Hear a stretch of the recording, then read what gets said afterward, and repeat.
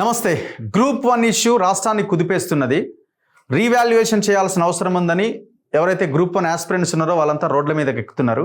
లేదు ఎలాంటి తప్పిదాలు జరగలేదు, చాలా ట్రాన్స్పరెంట్గా మేము పనిచేశాము, సో ఇదే ఫైనల్ రిజల్ట్ అని టీజీపీఎస్సీ చెప్తున్నది. ఎవరైనా మాట్లాడితే కేసులు పెడుతున్నది.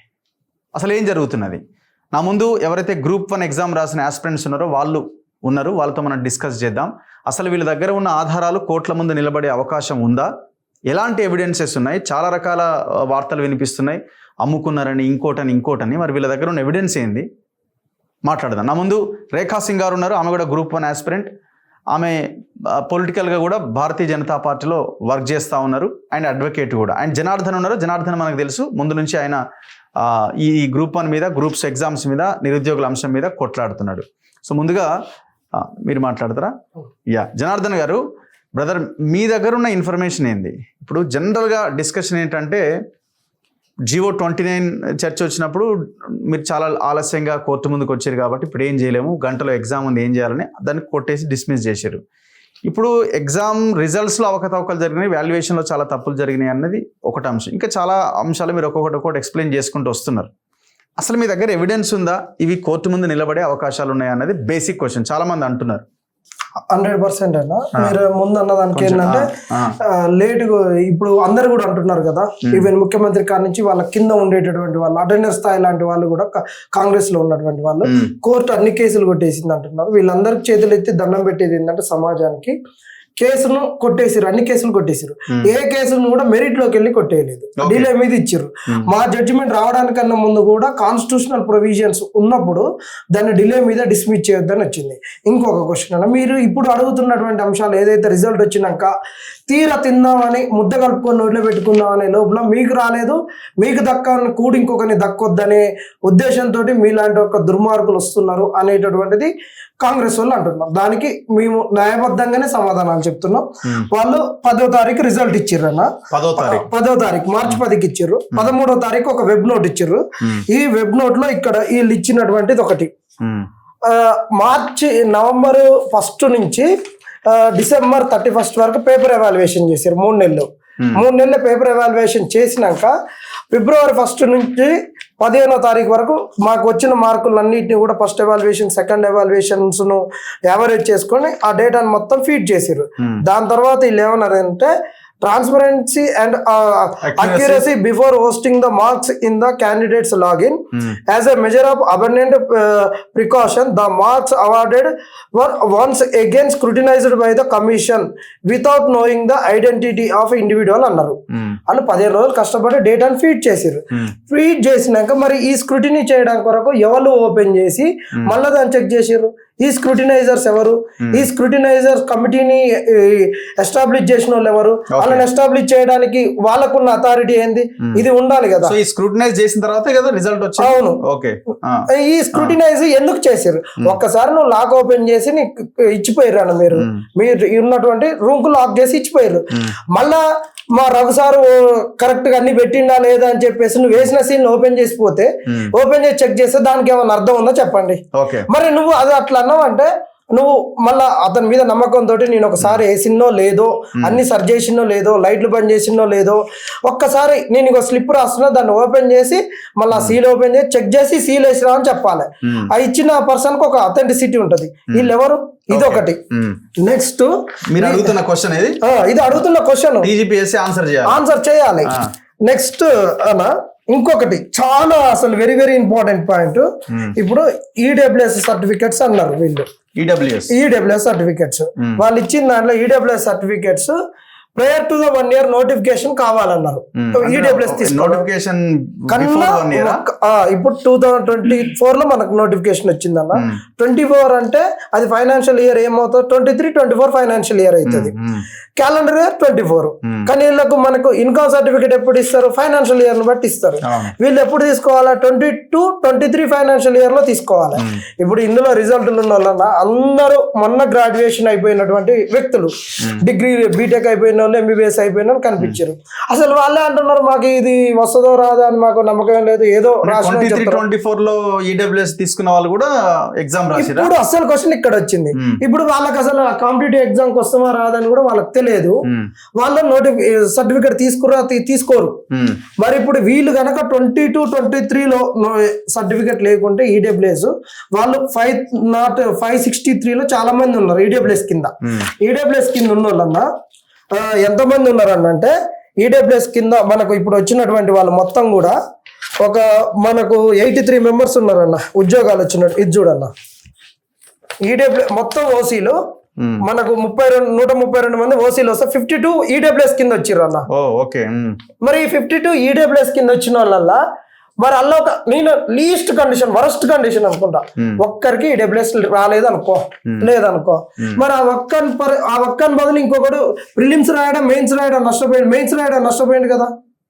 మరి ఇప్పుడు ఏం చేస్తుంది గవర్నమెంట్ అంటే? అందుకే కదా ఇంకా వీళ్ళకున్న అవకతవకలన్నీ బయటకు వస్తాయని 1:1 అందరికి ఎవిడెన్సే కదా అన్ని అంటున్నారు. ఆ సర్టిఫికేట్ ఎవరికి ఉన్నది, ఎవరు తెచ్చారు, ఏ ఇయర్ లో తెచ్చారు అన్నది దానికి ఎవిడెన్స్ బయటకు వస్తున్నాయి కదా. మీరు ఏ లెక్కన చెప్తున్నారు అని అంటే అదే అన్న కోర్టు అడుగుతుంది కదా. కోర్టు అడుగుతుంది. ఒకవేళ అలాంటి దొంగలు వస్తే అప్పుడు మీరు ఏం చేస్తారు? నీకు దీనికన్నా ముందు రిక్రూట్మెంట్ అయిపోయిన ప్రతి రిక్రూట్మెంట్ కు 1:2 1:3 పిలిచినావు కూడా నేను ఎలిజిబుల్ పర్సన్ ఇస్తందుకు. ఇప్పుడు 1:1 పిలిచిర్రు. 1:1 పిలిచి ఇప్పుడు అలా ఇనెలిజిబుల్ పర్సన్ ఉండు పక్కన పడేస్తారు. మీరు దన్న రిజల్ట్ ఇస్తారు, మళ్ళీ దాన్ని బ్యాక్లాగ్ లో పెట్టేస్తారు. మనకి మేము ఇంత కొట్లాడినా మీకు కూడా తెలుసు అన్న, ఈ రిలింక్విష్మెంట్ లేదు. ఒక్కసారి లిస్ట్ ఇచ్చినాక ఇంకొకరికి ఇచ్చే అవకాశం లేదు. అప్పుడు మరి ఆ వేకెన్సీస్ అటెండ్ వెళ్ళిపోతాయి. వీని బదులు ఇంకొకటి నష్టపోతాడు కోర్టులో మేము ప్రూవ్ చేస్తే. అప్పుడు నువ్వు ఎగ్జామ్ రద్దు చేస్తావా? ఇంకొకరిని సపరేట్ మెయిన్స్ పెడతావా? నా వల్ల ఇంకొక నష్టపోయిండు. ఊహాజనితమైన క్వశ్చన్స్ కింద ఇది ఊహాజనితం కాదన్న, 100% చెప్తున్నా, బల్ల గుద్ది చెప్తాం. నువ్వు స్పోర్ట్స్ పర్సన్స్ కి నువ్వు జూలై 7th రిజల్ట్ వస్తే 20 ఆగస్ట్ లో సర్టిఫికేట్ వెరిఫికేషన్ చేసినావు. సర్టిఫికేట్ వెరిఫికేషన్ చేసి అందులో 36 మందికి సర్టిఫికేట్ వెరిఫికేషన్ చేసి ఒక్కడే ఎలిజిబుల్ పర్సన్ అని చెప్పినావు అన్న, చెప్పి వాళ్ళకి హాల్ టికెట్ ఇచ్చినావు నువ్వు. అలాంటివి నువ్వు ఇప్పుడు మరి EWS కి ఎందుకు చేయలేదు? అలాంటి వ్యక్తివి నీకు చూపిస్తానా వాళ్ళు ఇచ్చినటువంటి EWS అటెండెన్స్ దాంట్లో వీళ్ళు వచ్చినటువంటి ఇప్పుడు మాకు 10 మంది అటెండెన్స్ ఎక్కువ వచ్చారు కదా, అలా నేను చూపిస్తా వాళ్ళు చేసినటువంటి పనులు. 36 మందిని చేస్తే సర్టిఫికేట్ వెరిఫికేషన్ లో ఇదే నా స్పోర్ట్స్ కోటాది. స్పోర్ట్స్ కోటాకు అటెండెన్స్ వేరియేషన్ స్పోర్ట్స్ నుంచే వచ్చింది. వీళ్ళు ఫస్ట్ ప్రిలిమ్స్ రిజల్ట్స్ 31,382 మందికి ఇచ్చారు. ఆ తర్వాత ఆగస్ట్ 20కి వీళ్ళు సర్టిఫికేట్ వెరిఫికేషన్ చేశారు అన్న. 36 మందిని పిలిచి ఒక్క పర్సనే ఫామ్ 1 ఉన్నాడు అని చెప్పారు. అతనితో కలిపి 31,383 మెంబర్స్ కు మెయిన్స్ కు రావాలి. తర్వాత స్పోర్ట్స్ వాళ్ళు ఇంకా ఇందులో 20 మంది పిటిషన్ వేసారు, వాళ్ళకి ఫామ్ 1 లేకుండా వీళ్ళని అలో చేశారు. వాళ్ళిద్దరు ఆప్షన్. ఇక్కడ నువ్వు చేసిన EWS ఎందుకు చేయలే? అక్కడ దొరికిరు కదా 36 మందిలో ఒకళ్ళు దొరికిర్రు, ఒక్కడే నీకు ఎలిజిబుల్ పర్సన్. మరి ఇది కూడా అంతే చేయాలి కదా, ఎందుకు చేయాలి? ఇలాంటి ఊహాజనితాలు కదా వాస్తవాలు హాల్ చేసిన దాంట్లో నిరూపితమైన. ఇప్పుడు 10 మంది ఎక్సెస్ వచ్చిర్రు 16 అన్న, అది వాస్తవమేనా? వాళ్ళు రిజైండర్ ఇచ్చారు కదా, వాళ్ళు ఏదో రిజైండర్ అటెండెన్స్ గురించి ఏం చెప్పలేదు. TGPSC వాళ్ళు మేము జనరల్ గా వచ్చిన రికార్డ్స్ ప్రకారం చూస్తే ఒక లెక్క వచ్చింది. దాని తర్వాత బయోమెట్రిక్ చెక్ చేస్తే మాకు అది రిజైండర్ లో చెప్పలేదన్న. ముందు ఇచ్చిన అటెండెన్స్ లోనే ఇగో ఇది వెబ్ నోట్, ఎగ్జామ్ అయిపోయిన వెంటనే వాళ్ళు ఇచ్చినటువంటి ఒక web note. 27 mains exams 21 October నుంచి 27 అక్టోబర్ వరకు జరిగినాయి అన్న. ఇగో ఇది 27th రోజు ఇచ్చినటువంటి వెబ్ నోట్. ఇది కులాల వారిగా మొత్తం సెంటర్స్ వారిగా హైదరాబాద్ సెంటర్స్ వారిగా మొత్తం అటెండ్ అయిన వాళ్ళని ఇచ్చిండ్రు అన్న. 21,093 మంది. మళ్ళీ కులాల వారిగా తీసిండ్రు అటెండెన్స్ 21,093 ఈ 93 మంది మెయిన్స్ అటెండెన్స్. అయితే ఇగో ఇక్కడ ఇచ్చిండ్రు ఆయన, Superintendents of the exam centers on the go when the examination was in progresses and are subject to minor variation if any అన్నాడు. ఇక్కడ పెట్టుకున్నాడు. దీని గురించి చెప్తాను, దాని గురించి ఒక్క నిమిషాలు చెప్తాను. అటెండెన్స్ గురించి క్లారిటీ ఇస్తున్నా చూడన్నా. ఈడ వచ్చింది కానీ 21,093. ఇగో చూడు మీకు ఇక్కడ క్లారిటీ ఇచ్చేస్తా. ఇది 21,093. ఇది నెంబర్ మనకు ఫైనల్ గా రాసిన పేపర్ ఎవాల్యుయేషన్ కూడా సెట్ అవ్వాలి. నాకు వీళ్ళు ఇచ్చినటువంటి అనెక్సరీలో ఇంతమంది ఇచ్చింది 21,085. దీనికి నాకు 18+16 ఇప్పుడు రిజల్ట్ ఆపారు స్పోర్ట్స్ వాళ్ళకి. సరే అన్న 16 కాదు, ఈ 6 కూడా పక్కన పెట్టేసి వాళ్ళు అన్నది 18 మెంబర్స్ ఆపారు. 18 మెంబర్స్ ఆపితే దీన్ని కలిపితే నాకు ఎంత వస్తుంది? ఈ 2 కలిపితేనే 16 వేరియేషన్ వస్తున్నాయి. నేను ఈ 2 కలిపి 24, దీనికి 24 కలిపితే 21,109. దీనికి వెళ్ళి తీసేస్తే 16. సరే ఈ 6 కూడా తీసే అంటే 10 మెంబర్స్ వేరియేషన్ గా అథెంటిసిటీగా చూపించిన కదా. ఇది వాళ్ళు ఇచ్చినటువంటి దానికి అథెంటిసిటీ కూడా నేను ప్రతిదీ కూడా వీళ్ళకి ఇచ్చినటువంటి వెబ్ నోట్లు ఏదైతే ఉన్నాయో అనెక్సరీలు వాటిల్లో చూపించినాయి. ఇది అక్కడ వాళ్ళ కోర్టులో చెప్పినటువంటి ఒక ముచ్చట. ఇంకొకటి మీకు తెలియదు చెప్తాను నేను. నిన్న కోర్టు ఉమెన్స్ లో ప్రిలిమ్స్ జరిగినాక వాళ్ళు ఇదన్నా అనెక్సరీలో కూడా చూపిస్తా చూడు ఎవిడెన్స్. నీకు ఏది లేకుండా నేను చెప్పలేవు. అనెక్సరీ 1లో 21,085. ఇది ఇంకొకటి కోర్టు ఉమెన్స్ లో అన్న ఒక అమ్మాయి ఇంగ్లీష్ రాసినాక రూమ్స్ చేంజ్ చేసారు. ఎట్లా చేంజ్ చేస్తారన్న? ఇంగ్లీష్ రాసినాక ఇప్పుడు మనకు ఒక ఎగ్జామ్ పోతాం 10th క్లాస్ లో ఎగ్జామ్స్ ఒకే రూమ్ లో జరగాలి, ఒకే సిట్టింగ్ పొజిషన్ రావాలి. వీళ్ళు ఎందుకు చేంజ్ చేసారు? చేంజ్ చేసారు వాళ్ళు. ఎవిడెన్స్ మేము ఫోన్ లో కూడా అమ్మాయితో మాట్లాడిస్తాం కూడా. ఇంకొకటనా అది దీనికాడ ఒక టెక్నికల్ ఇష్యూ చెప్తాను మీకు. ఎందుకంటే మీరు చాలా అథెంటిసిటీ ఉంటేనే తీసుకుంటారు. ఆ టెక్నికల్ గానే చెప్తా, వేగ్గా మాట్లాడదాం. ఏందన్నంటే ఇక్కడ చూడన్నా మీకు ఇచ్చిన దాంట్లో అటెండెన్స్ అన్న ఎప్పుడైనా కానీ ఈవెన్ నెంబర్స్ ఉండాలి. ఎందుకంటే ఒక బెంచ్ లో మనం వేస్తే 6 మెంబర్స్ వేసినాం అనుకో 6 ఒక 4 rows వేసినాం అనుకో 24, 5 rows వేసినాం అనుకో 30. హార్డ్ నెంబర్ వచ్చింది అనుకోనా అడ్జస్ట్ అవ్వదు. ఒక చైర్ ముంగట వేస్తేందుకు నీకు కావాల్సిన అడ్జస్ట్మెంట్ వస్తుంది. అందుకనే నీకు సెంటర్ ఇచ్చినప్పుడు కూడా ఎప్పుడైనా ఈవెన్ నెంబర్ అటెండెన్స్ ఉంటుంది అన్న. ఇగో సిపి గారికి వాళ్ళు రాసినటువంటి లెటర్ లో ఇది సిపి గారికి October 1st రాసిన మెయిల్ అన్న. మెయిల్ ఇది October 1st. ఎవరు రాశారు ఇది? ఈ పబ్లిక్ సర్వీస్ కమిషన్ మాకు సెక్యూరిటీ కావాలని requested to look into the letter regarding making advance planning for organising. Okay, ఇది 45 సెంటర్స్ అన్న. అది మెయిల్ అఫీషియల్ లెటర్ పేజ్ ముందు ఉందన్న. ఇది ఓకే, ఇది 45 సెంటర్స్ కి ఇచ్చారు. ఇందులో మీరు ఒకసారి చూడరు ఎక్కడ కానీ ఈవెన్ నెంబర్స్ ఉంటాయి ఫుల్ స్ట్రెంత్ అంతే. మరి అక్కడ ఇది ఫుల్ స్ట్రెంత్ ఉన్నప్పుడు అన్న నీకు మనం కూడా కాంపిటేటివ్ ఎగ్జామ్ రాసినాం 10th ఇంటర్ అన్ని రాసుకుంటూ వచ్చినాం కదా మనం. అటెండెన్స్ ఇచ్చేటప్పుడు ఎట్లా ఉంటుంది అన్న అంటే నీకు ఒక ప్యాటర్న్ ఉంటుంది. హాల్ టికెట్ జనరేషన్ కి ఒక ప్యాటర్న్ ఉంటుంది, సిట్టింగ్ కి ఒక ప్యాటర్న్ ఉంటుంది. ఇప్పుడు మనం ఇట్లా వేసుకుంటా వచ్చి ఇటు ఎందుకు కాగానే మళ్ళీ ఇట్లా యూ ప్యాటర్న్ రావాలి, మళ్ళీ ఇట్లా తిరగాలి. మరి నువ్వు అప్పుడు ఇంగ్లీష్ తర్వాత చేంజ్ చేసినప్పుడు ఏ ప్యాటర్న్ ఫాలో అయినా రూమ్ సిట్టింగ్ పొజిషన్ అది చెప్పాల్సిన బాధ్యత వీళ్ళ మీద ఉందా లేదా? అదొకటి. అది అయిపోయినాకన్నా ఇంకొకటి ఇది ఇళ్ళనే ఇంకొక పాయింట్ మీకు చూపిస్తా. ఇది ఎప్పుడు రాసిందన్నా October 1st గానా. రిజల్ట్ ఎప్పుడు వచ్చిందన్నా? July 7th వచ్చింది రిజల్ట్. July 7th వచ్చింది అనేది కూడా మీకు ఇచ్చిన ఎవిడెన్స్ వాళ్ళు ఇచ్చిన దాంట్లోనే చూపిస్తా. ఏంటంటే July 7th మేము ప్రిలిమ్స్ కండక్ట్ చేసి July 7th రిజల్ట్స్ అనే ఇది ఎగ్జామ్ కండక్ట్ చేసిన ఇంకా July 7th results. Exam were declared on 7/7/2024. ఇది అన్న 31,382 ప్లస్ ఒక స్పోర్ట్స్ పర్సన్ కలిపిన కాబట్టి 383 అన్న. అయితే నీకు July 7th నుంచి October 1st వరకు హైదరాబాద్ లోనే ఎగ్జామ్ కండక్ట్ చేసేది. హైదరాబాద్ లోనే కండక్ట్ చేసేది అన్నప్పుడు నీకు హైదరాబాద్ కలెక్టర్ కు ఎన్ని సెంటర్లు అవసరం ఉంటాయి తెలియదా? October 31st వరకు నీకు క్లారిటీగా ఉంది, నెంబర్ కూడా ఉంది. ఆ 10 days లో ఎందుకు ఒక సెంటర్ను పెంచారు వీళ్ళు? అవునా కాదన్న చెప్పండి. అంటే ఇప్పుడు నిర్వహణ దాంట్లో చిన్న చిన్న మిస్టేక్స్ రావచ్చు. వాళ్ళు మంచి ప్రశ్న అడిగారు, చాలా మంచి ప్రశ్న అడిగారు మీరు. నిర్వహణలో మరీ ఎంత బ్లండర్స్ అన్న అంటే ఇంత బ్లండర్స్ అనేవి ఉండకూడదు అన్న. నీకు ఇప్పుడు ఇంకొక ఎవిడెన్స్ చూపిస్తే మీరు బిత్తరపోతారన్న. ఇది చూడన్నా రూమ్ ముందు వేసిన TGPSC Group 1 mains examination 21 to 27 October 2024 2 PM to 5 PM. ఏంటది? ఇది హాల్ టికెట్స్ అన్న. హాల్ టికెట్ నెంబర్ రూమ్ ముంగట వేసినటువంటిది. ఇప్పుడు 001 నుంచి 00110 అంటే 10 మంది. మరి 11 నెంబర్ ఎటుపోయిందన్నా? 11 నెంబర్ ఏమైంది? ప్రింటింగ్ మిస్టేకా? మరి దేవనా చెప్పరు మీరే. ఓకే, దిద్దిండ్రు ఎవరు? వాళ్ళదే, వాళ్ళు వేసిందే మేము ఎగ్జామ్స్ అప్పుడు పోయి తీసుకొచ్చింది. ఇంకొక రూమ్ ఉన్నా 991 నుంచి ఇచ్చిర్రు, అలా 994 వస్తుంది, 993 వస్తుంది. మరి దీనికి అన్నిటి ఈ ఎవిడెన్స్ కాదన్న. మైనర్స్ అంటే మరి మేము ఇచ్చేది మరి కొద్దిగా లేట్ వచ్చినాం. ఇప్పుడు నేనేమంటున్నా, ఇందులో 2 రకాలు ఉంటాయి. ఒకటి తప్పిదాలు జరగడం వల్ల ఇట్లాంటి ప్రింటింగ్ మిస్టేక్స్ ఇంకోటి జరిగినాయా, లేదా ఇంటెన్షనల్ గా ఇప్పుడు ఆ 11వ నెంబరు లేకపోతే ఇంకేమైనా నెంబర్స్ మీరు అంటున్న ఇంగ్లీష్ ఆమె సెంటర్ మళ్ళీ మారి రూమ్ మళ్ళీ మార్చిరు అన్నది ఇంటెన్షనల్ గా చేసినట్టుగా మీకు కనబడుతున్నదా? దానికి ఏమైనా ఎవిడెన్స్ ఉందా? ఇంటెన్షనల్ కనిపిస్తుంది. ఎట్లా అంటే మాకు ఫస్ట్ నుంచి ఇదన్నిటిని ఈ అంశాలన్నింటిని జోడించుకుంటూ వస్తే ఈ గ్రూప్ 1 ఏ ప్రభుత్వం అని ఉండని ఫస్ట్ క్యాన్సిల్ అయింది అటెండెన్స్ వల్ల. మాకు బయోమెట్రిక్ లేదని ఇమీడియట్ గా క్యాన్సిల్. తర్వాత వీళ్ళు బయోమెట్రిక్ తీసుకొని ఇప్పుడు నీ ఆఫీసులో ఇప్పుడు మనం ఓపెన్ చేయాలంటే ఇప్పుడు బయోమెట్రిక్ తంబేస్తే గంటకు డోర్ ఓపెన్ అయితే చెప్పండి. ఇప్పుడు ఏదైనా లాక్ ఓపెన్ అవుతుంది కదా. అలాంటి పరిస్థితులలో నువ్వు మార్నింగ్ తీసుకుంటే ఈవినింగ్ వరకు 27 days అటెండెన్స్ అనేటటువంటి లాస్ట్ వరకు ఈవినింగ్ వరకు తెలియదానా? అది అటెండెన్స్ వల్ల అక్కడ వేరియేషన్ వచ్చాయి.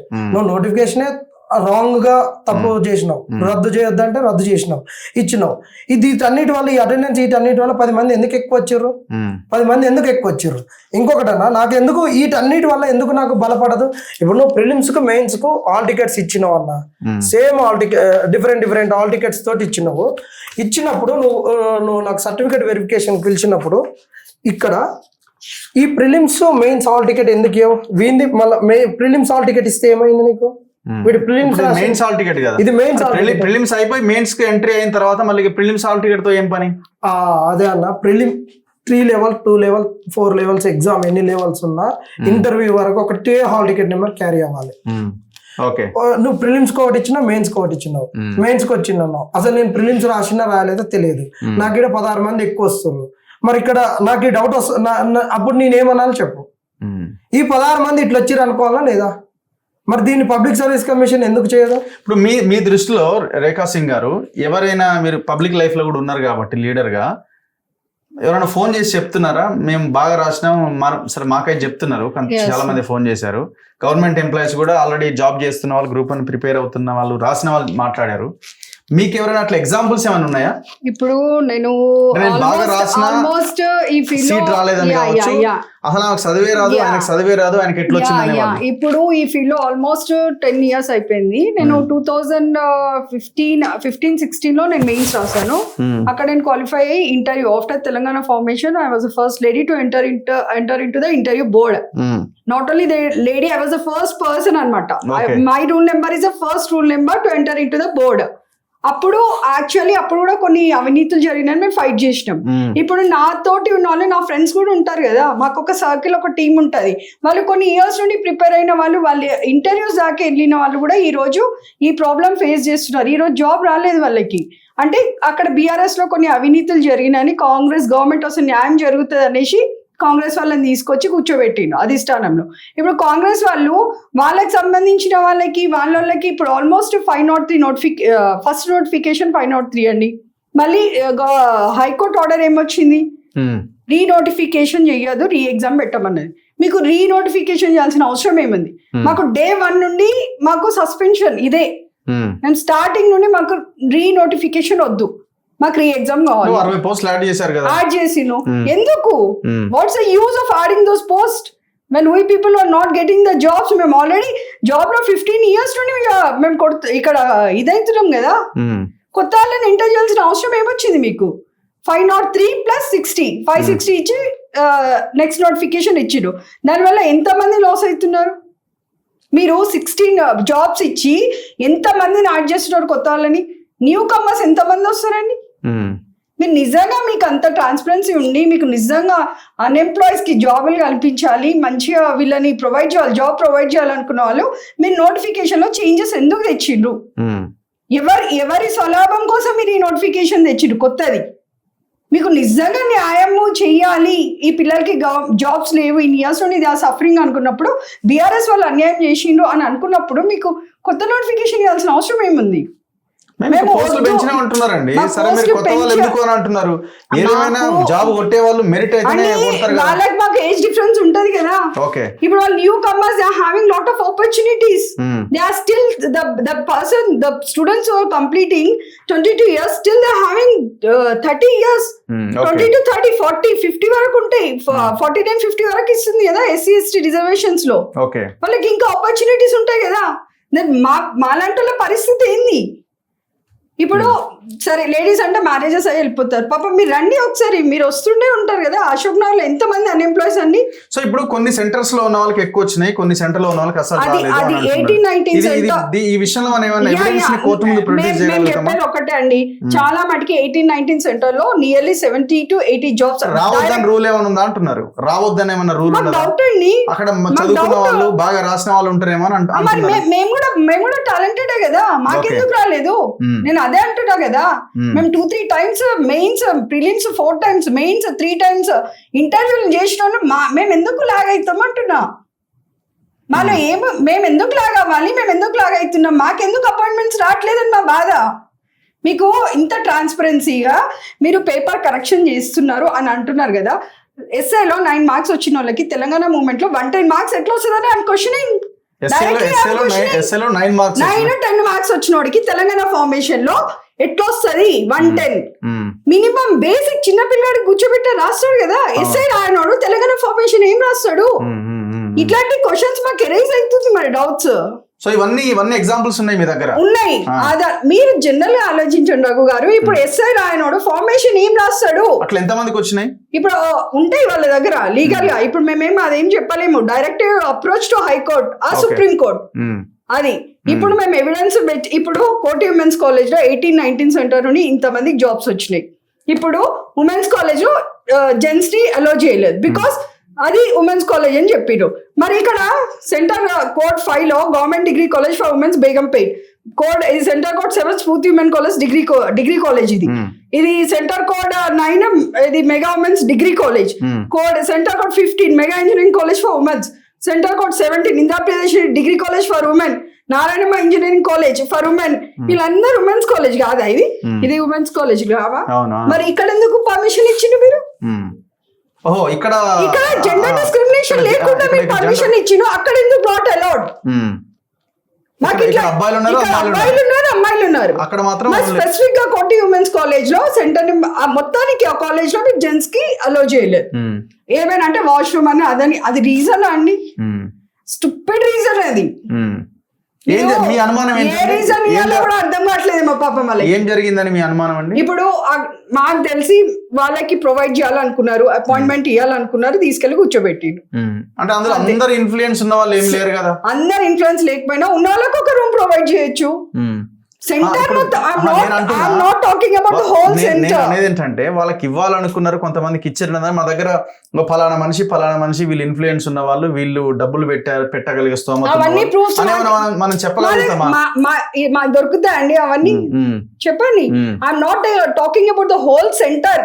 ఉమెన్స్ కాలేజ్, కోటి ఉమెన్స్ కాలేజ్ గురించి మాట్లాడితే I'm talking about centre number 18 and 19. తను జీవో 29 గురించి కానీ లేకపోతే అటెండెన్స్ విషయంలో కానీ కొన్ని ఎవిడెన్సెస్ మనకు కనిపిస్తున్నాయి. ఈ పర్టికులర్ విషయంలో చాలా మంది ఆరోపణ చేస్తున్నారు, ఆయనకి ఇందులో ఎక్కువ వచ్చిందో తక్కువ వచ్చినాయి. ఎట్లా ఈ సెంటర్ లో ఈయనకి ఎక్కువ వచ్చినాయి, ఈ మిగతా సెంటర్ లో ఎందుకు ఉద్యోగాలు రావడం ఒక లెక్క. ఇవి మనం చెప్పడానికి బాగానే ఉన్నాయి, కానీ కోర్టు ముందు దీన్ని ఎట్లా మనం పెట్టగలం అనేది. ఆర్టీఐ వేసినప్పుడు వాళ్ళు ఇన్ఫర్మేషన్ ఇవ్వట్లేదు, కాన్ఫిడెన్షియల్ మ్యాటర్ అంటున్నారా? వాళ్ళు ఇన్ఫర్మేషన్ ఇస్తే ఫస్ట్ వాళ్ళు చేసిన తప్పు ఏంటంటే, మీ దగ్గర నోటిఫికేషన్ ఉందన్న అలా వీళ్ళు చేసిన పెద్ద తప్పు బ్లండర్ 15.2 అన్న నోటిఫికేషన్. ఇప్పుడు ఇంకోటి రఘు గారు, ఓఎంఆర్ మీద క్యాస్ట్ పెట్టియడం అవసరం ఏముందండి మీకు? ఇక్కడ క్యాస్ట్ రూల్ నెంబర్ మీకు అసలు ఏం అవసరం అండి క్యాస్ట్ తో? when you want the transparency students in the service, then what this bloody things you are doing? ఇంకొక ఎవిడెన్స్ కూడా నాకు అడుగు. ఇప్పుడు ఇంకోటి ఒక నిమిషం. ఇప్పుడు నా దగ్గర ఒక ఫోటో ఉంది నా దగ్గర. ఇప్పుడు TGPSC వాళ్ళు ఉమెన్స్, అది కోటి women's college, gents not allowed అన్నారు. వీళ్ళు యూపీఎస్సీ కంటే పెద్ద ఇదా అండి? లాస్ట్ టైం సెప్టెంబర్ 2024 లో మెయిన్స్ రాసినప్పుడు కోటి ఉమెన్స్ కాలేజ్ లో without gender discrimination both girls and boys both are allowed to write the UPSC mains exam. Then what's wrong with the TGPSC? Why they are showing the discrimination అని అడుగుతున్నాం మేము. Hmm. Why they are showing the discrimination? We want transparency answer from the department దగ్గర నుండి. వాళ్ళేమంటున్నారు washroom అది ఇది అనుకుంటే answer చెప్తే అది ఏందండి అది? ఇప్పుడు మేడం చెప్పింది దానికన్నా ఎవిడెన్స్ 3 పెట్టి చేసిన నేను. యూపీఎస్సీ లో ఫోటోగ్రాఫ్ కూడా ఉండదు. ఇది UPSC UPSC answer sheet September 2020. Only just code ఉంటుందా? అంతే. ఓకే. డేట్ ఆఫ్ బర్త్ కూడా ఉండదు. ఓకే. ఇది ఏపీఎస్సీ మెయిన్స్ ది. ఇక్కడ చూడన్నా అక్కడ కూడా ఫోటోగ్రాఫ్ ఉండదు. No date of birth, district code. ఇక్కడ ఎందుకన్నా మన తెలంగాణ కాడికి వచ్చేసరికి ఫోటో వస్తుంది, డేట్ ఆఫ్ బర్త్ వస్తుంది, క్యాస్ట్ కూడా వస్తుందండి. క్యాస్ట్ ఉన్నదా? క్యాస్ట్ క్యాస్ట్ ఇది హాల్ టికెట్ మీద హాల్ టికెట్ మీద ఉంది క్యాస్ట్. అయితే వీటన్నిటికి ఇస్తాడు, ఈడ తీసుకుంటాడు. మరి వెరిఫికేషన్ కాడికి వచ్చేసరికి మల్టీ జోన్ 2, మల్టీ జోన్ 1 పోస్టులు అనేవి. మరి అలాంటప్పుడు అక్కడ ఎందుకు ఇవ్వడు? మరి ఇప్పుడు లోకల్ పోస్టులు సెగ్రిగేషన్ చేసేటప్పుడు అది కూడా మెయిన్ ఇష్యూ కదా. అదెందుకే ఇవ్వాలి? మల్టీ జోన్ 1, మల్టీ జోన్ 2 పోస్టులు ఇచ్చిన సెగ్రిగేషన్. మరి వెరిఫికేషన్ కింద చూపించిన కదా మల్టీ జోన్ 1, 2 లెక్క ఇవ్వాలి. ఇంకొకటన్నా నిన్న కోర్టులో జరిగినటువంటి ప్రొసీడింగ్స్ అప్పుడు అక్కడ ఉన్నటువంటి public service commission standing council వాళ్ళు మాట్లాడుతున్నటువంటి ఒక 3 ప్రశ్నలకు నేను సమాధానం ఇవ్వదలుచుకున్నా. నిరుద్యోగులకు ఒక ధైర్యం ఇవ్వదలుచుకున్నా. దీని నుంచి వాళ్ళు చెప్తున్నది ఏంటంటే ఇది 15.2 అన్న. ఎక్కడ చదవండి. మార్క్స్ ఇవ్వడానికన్నా ముందు కూడా పిఎంఎల్ ఇవ్వాలని చెప్పారు, ఇండివిజువల్ లాగిన్స్ కన్నా ముందు. Request for the recounting of the marks will be considered for the conventional type of written test only within 15 days after publication of a provisional mark list on the payment of 1,000 rupees అన్నాడు for each candidate through the online provisional mark list అన్న. Okay. నాకు ఎంతమందికి వచ్చినాయి ఏంటి అనేది ఇవాళ 12,662 మందిని మీరు క్వాలిఫై అయ్యారని చెప్పారు. వాళ్ళందరి క్యాస్ట్ పబ్లిక్ డొమైన్ పెట్టినాక పలానా జనార్దన్ గారికి 400 వచ్చినాయి. వీనికి కాంగ్రెస్ తోటి కొట్లాడుతుండ అనుకుందాం, లేకుంటే నేను మామో ఓడో చుట్టమో ఓడో గట్టివాడు ఉన్నాడు. వీడు రికౌంటింగ్ పెట్టుకుంటే వీనికి ఒక 30 మార్కులు పెరిగినాయి. ఎట్ట పెరిగినాయి అనేది తెలుస్తుంది. ఇప్పుడు ఇది పెట్టినాక ట్రాన్స్పరెన్సీ అంటున్నావు కదా, ఎవరు వీళ్ళకి ఉన్నాయి, వీళ్ళు రికౌంటింగ్ అప్లై చేసుకోరు. వీళ్ళకి పెరిగిన మార్కులు ఇన్ని, తగ్గిన మార్కులు ఇన్ని. పెరిగితే ఒక ట్రాన్స్పరెన్సీ ఉంటుందా? ఉండదన్న. ఇది నువ్వు పిఎంఎల్ పెట్టకపోతివి, ఇండివిజువల్ లాగిన్ పెడితివి, ఆ డేటాను తీసేస్తివి. మళ్ళీ నువ్వు అనెక్సరీ 1 అని పెట్టినాక కోర్టులో కేసు వేసినాక పిఎంఎల్ ఇవ్వని ఆ డేటా తీసేస్తేవి, ఈ డేటా తీసేస్తేవి. మళ్ళీ నాకు ఇట్లా తగ్గినాయంటే నువ్వు ట్యాంపర్ చేసినావు అంటుంటివి. ఓకే అన్న, ఇంతవరకు ఎక్కడ తగ్గిన చరిత్ర లేదు. అంటే పబ్లిక్ సర్వీస్ కమిషన్ కౌంటింగ్ నువ్వు ఇచ్చిందే 14 ఏళ్ళ తర్వాత అన్నావు. 10 ఏళ్ళు కేసీఆర్ మోసం చేస్తేనే గ్రూప్ 1కు అని చెప్పి నువ్వు ఎమోషనల్ తీసుకొచ్చినాడు. 10 ఏళ్ళు నోటిఫికేషన్ జరగలే. ఒక అమ్మాయిది కోర్టులో ఆర్గ్యుమెంట్ జరిగింది కదా, 60 మార్కులు ట్యాంపర్ చేసిందని అమ్మాయికి కూడా నోటీస్ ఇచ్చిండ్రు. వీళ్ళు అమ్మాయి మీద కేసు పెట్టారు. 482.5 వచ్చినాయి అన్న. అమ్మాయికి 60 మార్కులు తగ్గినాయి. ఒకవేళ అమ్మాయి ట్యాంపర్ చేసింది అనుకుందాం, ఎట్లా ట్యాంపర్ చేస్తుంది? 420 వస్తే వాళ్ళ అమ్మ వాళ్ళని మెప్పేయడానికి నాకు 480 వస్తే తగ్గినాయని చెప్పుకుంటుందా? ఎక్కడన్నా ఇది ఉందా? వాళ్ళ అమ్మ వాళ్ళైనా నమ్మడానికి అంటే పెట్టుకుంటే తగ్గుతాయని నమ్ముతందుకు. అసలు నా పాయింట్ ఏంటంటే మీకు ఎక్కడ అనుమానం బాగా వచ్చింది? స్టార్టింగ్ నుంచి అనుమానం. ఈ వాల్యుయేషన్ లో తప్పులు జరిగిన అనుమానం ఎక్కడ వచ్చింది? మేజర్ బ్లండర్ మిస్టేక్ ఎక్కడ జరిగింది? మేము ఇవాల్యుయేషన్ గురించి పక్కన పెడితే మాకు స్టార్టింగ్ నోటిఫికేషన్ నుండే మాకు చాలా ప్రాబ్లమ్స్ ఉన్నాయండి. మేము అప్పటి నుండే మాకు GO 55 in place of GO 55 GO 29 admit చేసిండు. మాకు వద్దు అనేసి మేము చాలా చెప్పినాం. వై? బికాస్ హారిజాంటల్ రిజర్వేషన్ వల్ల horizontal reservation and vertical reservation difference వస్తుంది. వర్టికల్ రిజర్వేషన్ వల్ల ఎస్సీ ఎస్టీ బీసీ వాళ్ళకి ఇంక్లూడింగ్ ఉమెన్స్ కి కూడా చాలా అన్యాయం జరుగుతుందని నెంబర్ ఆఫ్ టైమ్స్ మొత్తుకున్నాం మేము. యాక్చువల్లీ అశోక్ నగర్ లో కూడా ధర్నా కూడా చేసినాం. 10,000 మెంబర్స్ మేము చేసినాం. అప్పుడు కూడా లాఠీ చార్జ్ అవన్నీ మీకు తెలిసే ఉంటాయి. మేము వద్దు అన్న తర్వాత కూడా మీరు బలవంతంగా ప్రిలిమ్స్ క్యాన్సిల్ చేయండి, మాకు వద్దు according to GO 29 we are not at all interested write the exam అన్నప్పుడు ఎందుకు మీరు బలవంతంగా మెయిన్స్ హాల్ టికెట్ ఇచ్చిండు? మేము ఫస్ట్ మా ప్రైమరీ క్వశ్చన్, మాకు అన్యాయం జరుగుతుంది అన్నప్పుడు రేవంత్ అన్న వీళ్ళందరూ పిల్లలు ఇంత కష్టపడి మిమ్మల్ని గెలిపించుకున్న తర్వాత మీకు కొంచెం కూడా అక్కడ అసలు ఆయన దానికి ఆన్సర్ అయ్యలేదు. పెయిడ్ ఆర్టిస్ట్ అన్నాడు. ఇప్పుడు నా point, English medium and Telugu medium variation ఒకటి ప్రధానంగా వినిపిస్తున్నారు. ఈ నిజంగానే ఇంగ్లీష్ మీడియం వాళ్ళకి ఎక్కువ, తెలుగు మీడియం వాళ్ళకి తక్కువ ఇది వచ్చిందా? ఇప్పుడు ఇది గ్రూప్ అంటే ఇది నిర్లక్ష్యంతో జరిగిందా, లేకపోతే అర్హత లేని వాళ్ళతో దిద్దించడం వల్ల జరిగిందా? ఒకటి మాట్లాడతారు రఘు గారు. ఇప్పుడు నేను ఇంగ్లీష్ మీడియం, ఈయన తెలుగు మీడియం. సో నేను ఇక్కడ డిఫరెన్షియేట్ చేసి ఏం మాట్లాడదలుచుకోలేదు. గ్రూప్ 1 అంటేనే ఒక ఫ్యామిలీ మేము. Either it is English medium ఆ Telugu medium, irrespective of that I'm talking ఏంటంటే అన్యాయం అయితే జరిగింది. అందరూ వీఆర్ ఫ్యామిలీ. నాకు ఇక్కడ నేను డిఫరెన్షియేట్ చేయలేను. ఎనీ ఎగ్జాంపుల్స్ ప్రొడ్యూస్ చేయగలుగుతారా కోర్టులో? ఉన్నాయి. ఉన్నాయి, అవి కూడా ఉన్నాయి. ఇప్పుడు మేము ఏమంటున్నాం అంటే దానికి టాప్ లో వచ్చిన వాళ్ళు ఆన్సర్ షీట్స్ ఇవ్వండి, మా ఆన్సర్ షీట్స్ మేము అడుగుతాం. తెలుగు మీడియం లో టాప్ 500 అంటే 563 లో తెలుగు మీడియం ఎంత, ఇంగ్లీష్ మీడియం ఎంత, పబ్లిక్ డొమైన్ లో పెట్టలేదా? అట్లే అసలు లేనే లేవు. ఉర్దూకి అయితే ఇచ్చినాడు నిన్న వాళ్ళు ఇచ్చినటువంటి 10లో 9 7 నలుగురికి వచ్చినాయి అన్న. 10లో 4 వచ్చినాయి. నలుగురికి వచ్చినాయి. వాళ్ళు రిజైండర్ లో చెప్పిర్రు, వాళ్ళు ఇచ్చినటువంటి రిజైండర్ లో ఇదే రిజైండర్. అంతకుముందే 9 అన్నారు, మొన్న ఇచ్చినటువంటి రిజైండర్ లో 10 మంది రాసిర్రు అన్నారు. ఇది అన్న ప్రెస్ నోట్ ఇక్కడ రిజైండర్ లో ఇక్కడ ఉర్దూలో 10 మంది రాసిర్రు అని చెప్పారు. ఈ పాయింట్ అన్న ఇక్కడ ఇది 10 మంది రాసిర్రు. Only 10 candidates have written the group 1 mains exam in Urdu medium and out of the 10 only 1 candidate is figuring in the 563 candidates. మరి ఇప్పుడు 10 మంది రాస్తే ఒక్కరే ఉన్నారు 563 సర్టిఫికేట్ వెరిఫికేషన్ అన్నవాళ్ళ. మరి అన్నప్పుడు మరి తెలుగు కూడా మరి ఎంతమంది రాసిర్రు అని చెప్పి ఇక్కడ 9 మంది 7 మంది అనే చర్చ ఎట్లా వచ్చింది? ఇది 9 వాళ్ళు ఇచ్చిన వెబ్ నోట్ ఇది వెబ్ నోట్ వాడిచ్చిన వెబ్ నోటే ఇక్కడ ఉర్దూ 9 మంది అన్నాడు. ఇక్కడ ఉర్దూ 9 మంది అన్నాడు కదా, వాళ్ళు ఇచ్చిందేనా 13th మార్చిలో ఇచ్చిండు, 14th మార్చిలో తీసేసిండు విత్ ఇన్ 24 hours లో. ఏదంటే ఒక 122 మార్క్స్ అని నిన్న కోర్టులో జరిగింది కదా, అందరు కూడా చెప్తున్నారు అతను పోతే. ఇప్పుడు తెలుగులో ఇంత మంది రాసిర్రు అంటున్నారు కదా 7,829 మెంబర్స్. ఇంత మందిలో 563 లో ఎంత మంది ఉన్నారని ఎందుకు చెప్పట్లే? ఉర్దూ చెప్పినావు, మరి ఇంగ్లీష్ ఎందుకు చెప్పట్లే? వీళ్ళు చెప్పాలి కదా. మరి అడుగుతున్నాం కదా, ట్రాన్స్పరెన్సీ అని చెప్తున్నారు, మరి అది ఎందుకు చెప్పాలి? ఇల్లనే ఇచ్చిర్రు చూడండి, నేను ట్రాన్స్పరెన్సీ ఇప్పుడు అది కాదు రఘు గారు, వీళ్ళు ఒక చిన్న ఏదైనా అడిగితే మేము ఏమైనా గొడవ చేస్తే చిన్న వెబ్ నోట్ పెట్టేస్తున్నారు, అది 24 hours కాకముందే తీసేస్తున్నారు. when you are correct, when you are accurate figure you are having, then what's the necessary to remove those web notes? మీరు పెడుతున్నారు, హడావుడిగా పెట్టేస్తున్నారు, మీరు తప్పు చేసినారు కాబట్టి భయపడుతున్నారు. 122 ఇష్యూ ఏందండి? ఒక అబ్బాయికి అదే అది సబ్మిట్ చేసినాం. 100 కి 122 కాదు, అది 150 మార్క్స్. 150 కి 122 అది కూడా ఉంది మా దగ్గర. ఇట్లా ప్రతి వాళ్ళు ఇచ్చిన వెబ్ నోట్ లో paper 6 Telangana movement and formation of Telangana అనమాట. 100 మార్క్స్ హైయెస్ట్ మార్క్స్ ఈ పేపర్ లో. అందరిలో హైయెస్ట్ మార్క్స్ 100 కొంతమందికి వచ్చినాయి. హైయెస్ట్ మార్క్ వాళ్ళకి ఆ సబ్జెక్ట్ లో, కానీ ఒక అబ్బాయికి హైయెస్ట్ మార్క్ ఆ సబ్జెక్ట్ లో 122. ఇందులో వెబ్ నోట్ లోనేమో 100 అని ఇచ్చింది. సో తను ఏం చేసిండు మరి? వెంటనే పబ్లిక్ సర్వీస్ కమిషన్ పోతే తను భయపెట్టించి తీసేపిచ్చిర్రు అని ఉంది. ఎవిడెన్స్ ఉందా మీ దగ్గర? ఎవిడెన్స్ ఉన్నాయి, కావాలన్నప్పుడు ప్రొడ్యూస్ చేస్తారు కోర్టులో. ఇప్పుడు ఎవిడెన్స్ ఉన్నాయని కొంతమంది బహిరంగంగానే ఎవిడెన్స్ ప్రొడ్యూస్ చేసి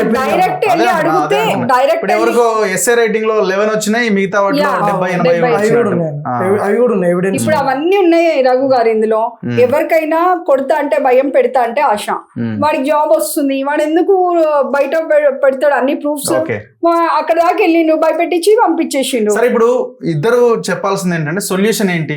మా సొల్యూషన్ ఒక్కటే అండి. ఫస్ట్ నా మెయిన్ డిమాండ్ ఏంటంటే, నాకు జియో 29 మీద అసలు చూడండి, ఇది కాన్స్టిట్యూషన్ మీరు ఫాలో అవుతున్నారా అండి? కాన్స్టిట్యూషన్ రాహుల్ గాంధీ గారు కాన్స్టిట్యూషన్ బుక్ తీసుకొని మొత్తం తిరిగేసిండ్రు, కాశ్మీర్ నుండి కన్యాకుమారి వరకు. చిక్కడపల్లి లైబ్రరీలో వచ్చి కూర్చొని మాకు భరోసా ఇచ్చేళ్ళినారు కదా.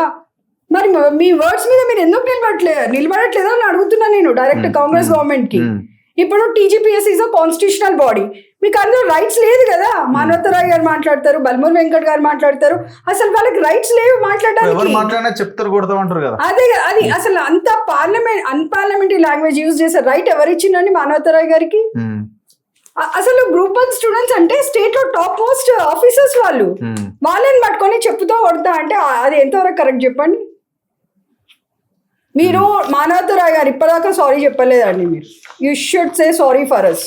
You ritually unparliamentary language you use in front of the media. మేము ఎక్స్క్యూజ్ చేయమండి ఆయన మాత్రం. He should tell sorry for us. మీరేం చెప్తారు? సొల్యూషన్ ఏంటి? తక్షణం ఒకటేనా, బేషరత్తుగా ఈ గ్రూప్ 1 మెయిన్స్ రద్దు చేసి ఇప్పుడు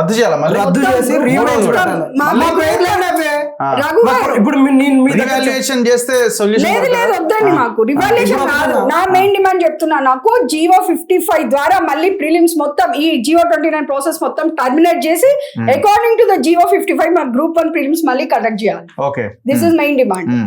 మేము ఇప్పుడు ఉన్నటువంటి కోర్టు కేసులలో మా ప్రేయర్స్ అన్ని రీమైన్సే. అది కూడా ఎందుకు అడుగుతున్నావు అంటే రీకౌంటింగ్ పెట్టినావు, నువ్వు ఎంతమంది పెంచినావు, ఉన్నోళ్ళే తగ్గించినావు, పెరిగినవి కూడా 1 మార్కు 1/2 మార్కు.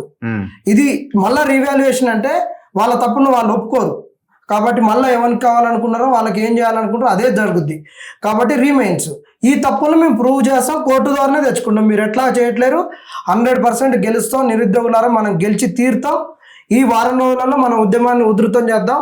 ఇంకొకటి కోర్టుకు చెప్పేది ఏంటంటే కోర్టు కాదు, స్టాండింగ్ కౌన్సిల్ కోర్టులో చెప్పే విధానము మార్చుకోవాలి. ఎందుకంటే పిటిషనర్స్ వేస్తున్నారు, మేము వేసినప్పుడేమో నిరుద్యోగులు వేసినప్పుడేమో డబ్బులు లేక లేట్ వచ్చిర్రు అనేమో వీళ్ళు చెప్తుంటారు. స్టాండింగ్ కౌన్సిల్ లేట్ వచ్చిర్రు సార్ మాకు ఈ టైంలో హాల్ టికెట్లు జనరేట్ చేసినాం, 1 కోటి రూపాయలు ఖర్చు పెట్టినాం, 2 కోట్లు ఖర్చు పెట్టినాం అని అప్పుడు జడ్జి గారికి చెప్తా ఉంటారు.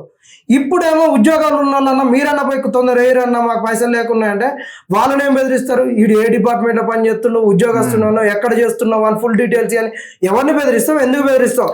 మేము అడిగేది పబ్లిక్ సర్వీస్ కమిషన్ అడుగుతున్నాం. పబ్లిక్ సర్వీస్ కమిషన్ నువ్వు బెదిరింపులకు గనక తెగిస్తే మాత్రం మేము మళ్ళా నీకు తెగింపుకు మేము కనుక తిరగబడితే మాత్రం నీ పబ్లిక్ సర్వీస్ కమిషన్ మూతేసుకొని యూపీఎస్సీ ద్వారా ఈ తెలంగాణ ఎగ్జామ్స్ కండక్ట్ చేసే పరిస్థితి వస్తుంది. సో అపోజిషన్ పార్టీలు అంతా సహకరిస్తున్నారా? అంతే రావాలని యాడున్నారన్నా వాళ్ళంతే ఉన్నారు. అది కాదు రఘు గారు, ఇప్పుడు GO 29 according to GO 29 jobs ఇచ్చినా అపాయింట్మెంట్స్ ఇచ్చినా కూడా రేపు ఒకవేళ అది అన్కాన్స్టిట్యూషనల్ అని ప్రూవ్ అయితే జాబ్ లో టర్మినేట్ అవుతారు.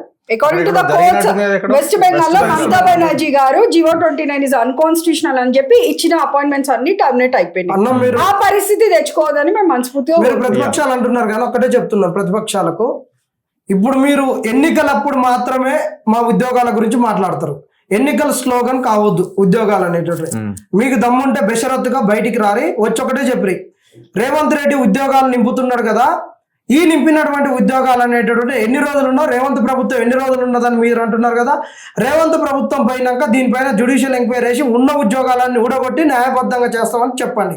కేటీఆర్ గారు మీరు ఏమన్నారు హెచ్సి విషయంలో, ఇప్పుడు భూములు ఎవడైతే కొంతడో ఆ భూములు మేము వెనక్కి తీసుకుంటాం, మా ప్రభుత్వం రాగానే ఎవడు కొనకరు ఎక్కువ పార్క్ చేస్తున్నాం.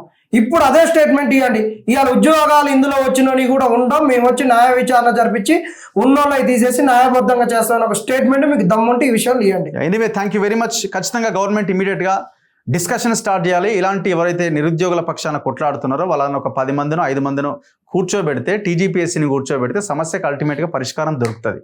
ఏమీ చేయకుండా ఇట్లే సైలెంట్గా ఉండి బుల్డోజ్ చేసుకుంటూ వెళ్తే అది మీ ప్రభుత్వ పార్టీ పతనానికి కారణమవుతుంది. తేల్చుకోవాల్సింది గవర్నమెంట్, ముఖ్యమంత్రి. చూస్తూనే ఉండండి మన తొలివేలు.